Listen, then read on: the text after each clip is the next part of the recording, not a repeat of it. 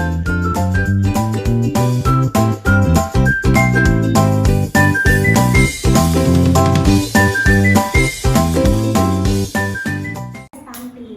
stunting ini bisa didefinisikan atau bisa dicegah dari remaja. Mungkin di sekitaran kita ada bayam, terus tempe. Nah, itu bisa menjadi salah satu pencegahan stunting dari dini. Dan alhamdulillah di tahun ini Provinsi Lampung itu angka stunting mencapai 14,5%. Assalamualaikum warahmatullahi wabarakatuh. Halo semuanya, selamat datang di podcast Wawasan Sehat. Saya Lulu Dewi Septika dan kita akan membahas isu penting yang mungkin sering kita dengar, yaitu stunting. Kali ini aku nggak sendirian, kita kedatangan tamu spesial yaitu Maulidia Nurhaliza sebagai Duta Genre Provinsi Lampung yang bakal bantu kita paham kenapa stunting itu bukan cuma urusan orang tua, tapi juga jadi perhatian kita sebagai generasi muda. Jadi buat kalian yang pengen tahu apa sih stunting itu dan bagaimana dampaknya dan apa yang bisa kita lakukan untuk mencegahnya, tonton podcast ini sampai tuntas. Halo Lydia, makasih ya udah datang ke podcast kita. Gimana nih kabarnya kamu? Oke Lulu, terima kasih banyak karena sudah mengundang aku untuk ngebahas stunting. Dan alhamdulillah kabarku baik, walaupun sedikit pusing ya karena tugas kita kan sudah mulai berdatangan, apalagi udah mau UTS kan. Aku boleh tanya nggak sih untuk kegiatan seputar kamu sekarang ini? Oke, untuk kegiatan ya, kalau untuk saat ini karena udah mau UTS, itu mungkin aku lebih banyak project tentang UTS karena kebetulan kan kita prodinya sama ya, jadi banyak praktek-prakteknya. Terus juga ada beberapa kepanitiaan dan aku juga ikut UKM PR Sahabat. Jadi mungkin kesibukannya nggak jauh-jauh dari kepanitiaan dan masalah kuliah. Jadi mungkin kita bisa langsung aja ya bahas tentang stunting ini ya. Mungkin boleh. Jadi Lydia, kamu tahu nggak sih kalau angka stunting di Indonesia itu sekarang cukup tinggi, sekitar 21,6% ya? Iya betul banget. Nah, kalau di Lampung ini apakah kamu tahu berapa? Oke, kalau untuk di Lampung sendiri ya, karena kebetulan waktu aku minggu lalu itu datang di rapat koordinasi teknis Provinsi Lampung tahun 2024. Nah, di situ ada perwakilan BKKBN Republik Indonesia dan juga ada aparat-aparat dari kepolisian maupun dari Tentara Nasional Indonesia. Jadi BKKBN Provinsi Lampung itu bekerja sama dengan aparat dan alhamdulillah di tahun ini Provinsi Lampung itu angka stunting mencapai 14,5%. Dan dimana kan pemerintah di masa Jokowi kemarin ya, itu kan dianjurkan atau kayak ditentukan stunting itu 14%. Dan di alhamdulillah ternyata di Lampung ini berhasil nyampai angka pemerintahan. Jadi perkembangannya lumayan sangat signifikan ya. Iya betul banget. Selanjutnya bagaimana sih keterkaitan antara program genre dengan upaya pencegahan stunting ini?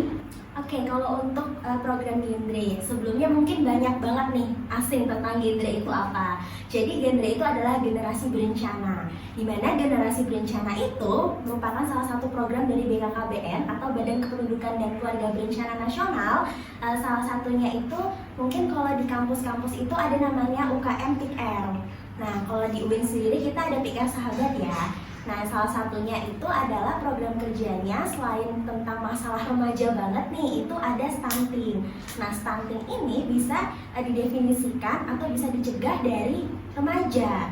Jadi benar-benar kita ini fokusnya adalah ke remaja. Menurut Lydia, apa sih yang menyebabkan stunting itu masih menjadi masalah serius di Indonesia ini? Oke, kenapa stunting menjadi masalah sangat serius? Bahkan mungkin banyak banget yang mengira stunting itu bisa dicegah di ibu hamil ataupun di masa kandungannya. Padahal sebenarnya stunting itu bisa dicegah di usia kita sekarang nih, usia-usia remaja. Karena di usia kita nanti kan kita bakal berkeluarga nih ya, bakal berkeluarga dan kita bakal mengandung. Nah, di situ bisa dicegah. Salah satu pencegahannya itu bisa minum pil tablet tambah darah. Nah, banyak banget remaja sekarang itu nyepelein pil tablet tambah darah. Mungkin dulu sebelum aku ngerti apa itu stunting, kayak dikasih dapat dari sekolah, itu kan biasanya sekolah itu kolaborasi dengan puskes, dan itu kayak ini sih ngapain diminum, tapi ternyata itu dampaknya besar karena banyak banget sekarang remaja itu mengalami anemia atau kekurangan darah. Nah, ketika nanti dia sudah berkeluarga, kekurangan darah dan kekurangan gizi itu bakal menyebabkan anak di kandungannya menyebabkan stunting. Terus kalau untuk ibu hamil itu banyak banget yang menyepelekan kalau lagi ada posyandu. Terus juga makanannya tidak bergizi. Mungkin banyak banget yang mengira makanan bergizi itu tuh yang mahal-mahal, tapi sebenarnya enggak. Kalau semisal bisa diambil contoh, mungkin di sekitaran kita ada bayam, terus tempe. Nah, itu bisa menjadi salah satu pencegahan stunting dari dini. Jadi tablet tambah darah itu sangat penting ya pengaruhnya untuk kita, kayak mulai dari masa remaja ini butuh minum itu ya ternyata. Betul banget, karena emang di masa-masa kita itu benar-benar mempengaruhi ke masa depan, apalagi kita mau mencapai Indonesia emas ya. Jadi diharapkan ya masa generasi kita tuh melahirkan anak-anak yang gak ada stunting. Pertanyaan selanjutnya dari aku nih, apa dampak jangka panjang dari stunting terhadap generasi muda kayak kita gini? Oke, untuk dampak panjangnya tentunya bakal banyak banget ya. Adalah salah satunya seperti yang kita omongin di awal ya, generasi kita tuh atau generasi Gen Z ya, itu tuh benar-benar mempengaruhi Indonesia emas, bonus demografi ke depannya, karena diharapkan kita nanti bakal melahirkan anak-anak yang produktif. Kita menjadi generasi remaja yang benar-benar membangun gimana sih pemerintahan di Indonesia ini, membangun goals-goalsnya pemerintah ke depannya. Nah, tapi ketika kita udah dari dini ini nggak menjaga kesehatannya, apalagi tiba-tiba nanti kita melahirkan nauzubillah min zalik ya, melahirkan ada yang stunting, itu bakal mempengaruhi banget.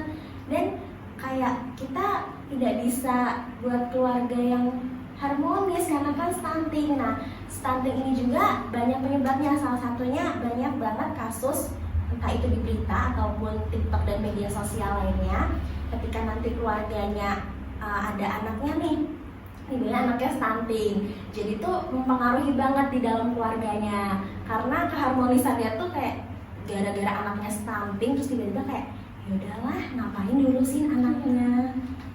Benar banget sih, karena stunting itu salah satu kekurangan juga ya, benar-benar kekurangan. Terus kita mau tahu nih langkah-langkah apa aja sih yang bisa kita lakukan dan bisa keluarga dan masyarakat lakukan untuk mencegah stunting tersebut. Oke, kalau untuk langkahnya dimulai dari kita sebagai remaja ya. Remaja ini ada namanya 5 transisi remaja. 5 transisi remaja itu ada namanya perilaku hidup bersih sehat. Nah, kita ambil di perilaku hidup bersih sehat ini. Contohnya banyak banget sekarang remaja-remaja itu yang menyepelekan kesehatannya. Kayak dari makanannya pun udah makanan yang nggak bergizi. Sebenarnya oke lah sekali-kali itu bisa, tapi nggak keseringan. Kayak apalagi kita sebagai mahasiswa, anak-anak kos itu kayak makannya ya udahlah ngasal, bener-bener kesehatannya nggak dijaga, terus nggak minum susu ataupun protein lainnya. Terus juga tadi pil tablet tambah darah itu sangat penting banget, karena kalau semisal kita kekurangan darah nanti gimana anak yang kita kandung. Terus juga dari sebenarnya untuk mencegah stunting ini, kalau sudah berkeluarga itu bukan hanya dari pihak perempuannya saja atau pihak istrinya saja, tetapi suaminya ataupun lingkungan sekitar itu sangat mempengaruhi. Contohnya kalau semisal sudah berkeluarga, asap rokok itu bisa jadi faktor penyebab stunting, karena banyak banget di tahun ini kasus stunting itu salah satu faktor utamanya adalah asap rokok. Jadi karena ibu hamil menghirup udara yang tidak bagus, jadinya menyebabkan anaknya juga stunting. Terus dari protein selama kehamilannya itu tidak tercukupi. Berarti dimulai dari masa remaja ini kita harus menjaga pola makan kita dan intinya menjaga kesehatan kita ya. Dan untuk makanan-makanan itu harus makanan yang sehat ya, benar ya Kak? Betul banget. Buat kalian nih penonton, jangan lupa makan sehat buat masa depan kita yang lebih baik ya. Selanjutnya, seberapa penting sih peran remaja dalam membantu menyebarkan informasi tentang gizi dan kesehatan di lingkungan kita? Oke, kalau untuk peran remaja ya sangat-sangat penting. Apalagi kita ini mainnya sekarang udah media sosial. Nah, karena kebetulan aku di tahun ini sebagai Duta Generasi Berencana Provinsi Lampung, itu kita tuh setiap duta pasti ada program kerjanya. Nah, salah satunya ya kita tentang stunting, bisa tentang stunting, kayak kita ngasih edukasi. Biasanya edukasinya tuh bisa melalui media sosial, platform Instagram ataupun TikTok itu kan bakal kena banget nih ya biasanya, karena kan kita kan generasi sekarang mainnya media sosial. Nah, biasanya itu kayak menyebarkan edukasi informasi dari situ. Atau juga yang aku lakuin biasanya kalau lagi ngobrol sama teman-teman di kelas, kayak tiba-tiba ngobrol tentang apa, terus nanti kayak tiba-tiba aku ngomong, kalian tahu nggak sih stunting itu apa gitu, kayak nggak tahu gitu. Nah, dari situ tuh kayak bisa nih menimbulkan informasi, ngasih edukasi, dan ya alhamdulillahnya mereka juga terbuka, mereka jadi sadar, oh ternyata penting ya stunting itu, karena banyak banget kayak istilahnya tadi minum pil tablet tambah darah, kayak awal yang disepelein banget tapi ternyata sangat diperlukan. Berarti peran kita sebagai anak muda ini bisa dimulai dari hal-hal kecil ya. Betul banget. Dengan mengingatkan teman kita aja itu udah termasuk menyebarkan informasi tentang pencegahan stunting. Benar banget kan? Betul banget. Apakah ada kerjasama dengan instansi pemerintah atau lembaga lain dalam mengatasi isu stunting ini? Kalau untuk ngomongin kerjasama tentunya pasti ada ya, karena Duta Genre ini istilahnya tangan kanan dari program Generasi Berencana, dimana kita tuh biasanya kolaborasi juga, istilahnya kayak tangan kanannya dari BKKBN Provinsi Lampung. Jadi karena kebetulan minggu kemarin itu aku ngehadirin rapat koordinasi juga sama BKKBN Provinsi Lampung, terus perwakilan dari BKKBN Republik Indonesia dan aparat itu. Jadi kita saling bekerja sama. Nah, salah satu cara kerjasamanya kita mungkin dibagi, kalau misalnya ke remaja itu kan ada namanya Duta Generasi Berencana, atau juga bisa melalui PIK-R di UIN ini, mungkin PIK-R Sahabat ya, ataupun di PIK-R di daerah lainnya. Nah, kalau untuk aparat-aparat ini bisa jadi mereka sosialisasinya ke masyarakat. Mungkin nanti kalau semisal ada rapat dengan ibu-ibu, biasanya kan kalau lagi di posyandu. Nah, biasanya kalau misalnya Duta Genre ini suka diajak sama dari BKKBN-nya itu untuk datang ke posyandu. Jadi kita tuh diajarin gimana caranya nimbang bayi nanti, ibu hamil, imunisasinya. Jadi kayak bener-bener kita saling bekerja sama untuk mencegah stunting, khususnya di Provinsi Lampung. Berarti bisa dibilang apa Generasi Berencana ini di bawah naungan BKKBN gitu? Iya betul, kita benar-benar di bawah naungan BKKBN. Jadi segala informasi tentang stunting, kenakalan remaja ataupun permasalahan remaja itu tuh benar sangat diperhatikan di Provinsi Lampung ini. Kalau bicarain tentang tantangan, apakah ada tantangan terbesar untuk kita mengedukasi masyarakat di sekitar kita?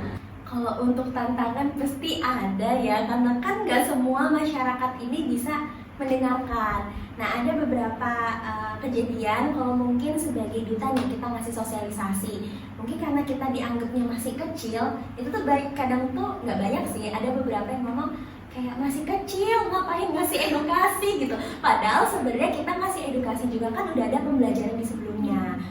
Mungkin banyak banget yang nggak memperhatikannya tentang kesehatan, baik dari kesehatan itu tadi benar-benar menyepelekan. Apalagi kalau ibu hamil kan memang banyak pantangannya ya, kayak semisal kalau misalnya harus imunisasi ataupun harus posyandu, biasanya ada cek pemeriksaannya, USG dan lainnya, itu kayak disepelein, buat apa, nggak apa-apa deh telat apa nggak cek sehari gitu. Padahal sebenarnya itu tuh sangat mempengaruhi kesehatannya kalau untuk di masyarakat ya. Nah, kalau untuk remaja ini sejauh ini alhamdulillah aku belum menemukan ya, karena alhamdulillah juga mereka masih respon yang baik. Jadi kayak mereka paham nih, oh ternyata stunting, mencegah stunting di usia-usia kita ini sangat penting. Jadi bisa jadi tuh kayak Kalau untuk masyarakat luar itu kayak banyak kan masih awam gitu ya, Iya, Kak? masih awam banget karena mereka juga kurang banget nih edukasinya.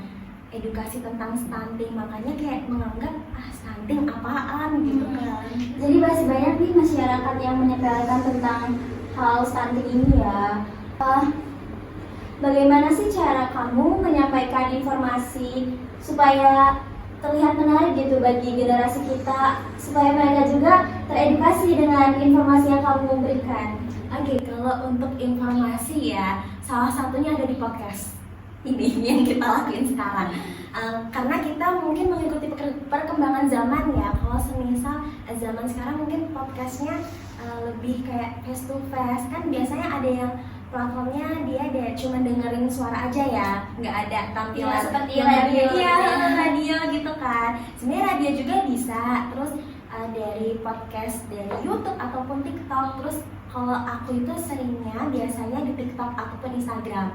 Nah, biasa kan ada kayak kasus-kasus, misalnya kasus daerah mana, terus nanti aku ambil nih sumbernya, misalnya dari ada di Bandar Lampung. Jadi kayak sumbernya kita ambil, terus nanti kita ngejelasin tentang kasus tersebut. Nah, karena kan ini kita ke media ya, kita ngebahas ke media dulu, bisa diedit semenarik mungkin. Ataupun kalau misal ada yang kreatif nih, kalau misalnya mau ditambahin JJ, itu nggak apa-apa. Yang penting informasi yang kita sampaikan itu udah masuk ke mereka, terus juga kita ngasih informasinya juga nggak salah, karena kan takutnya kalau misalnya kita ngasih informasi salah, kita belum belajar, belum membaca duluan kan takutnya jadi omongan nggak enak kan. Dan sekarang yang canggih ini emang butuh kekreativitasan ya. Betul untuk banget. membuat konten-konten supaya menarik dilihat Betul, orang-orang. betul. Apa sih harapan kamu, bukan hanya kamu sih ya, kita semua terhadap generasi muda dan masyarakat terkait isu stunting ini?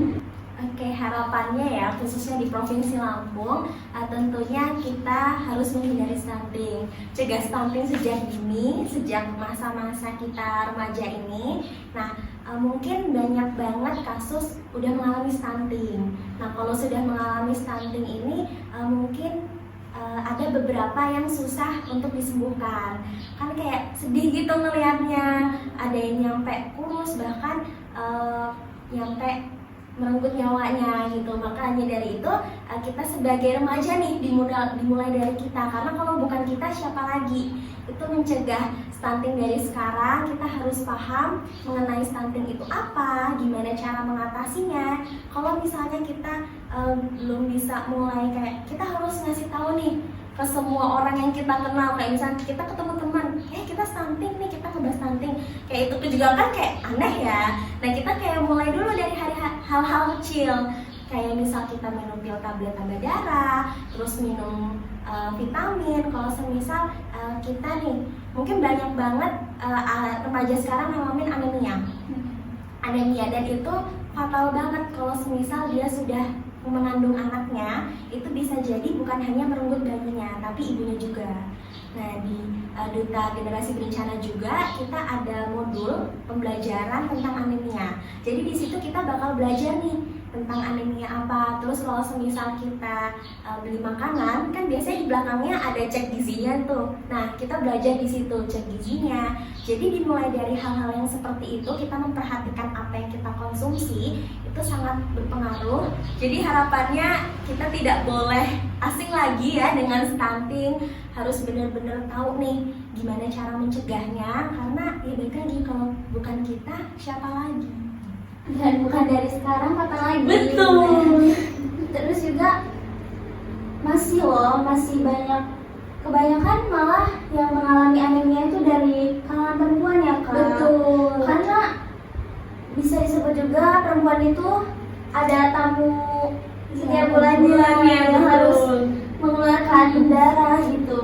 Betul, karena kan setiap perempuan mungkin hormonnya beda-beda ya. Ada yang benar-benar nyampe drop, terus darah rendah, anemia. Nah, makanya gunanya fungsi pil tablet tambah darah itu adalah membantu kita untuk meningkatkan sel darah merahnya. Atau kalau semisal udah minum pil tablet tambah darah nih, tapi ngerasa badan kita ini masih kurang nggak enak, atau bisa juga kita minum vitamin. Biasanya kalau aku tuh vitaminnya itu antara Kaviplex sama Imbus.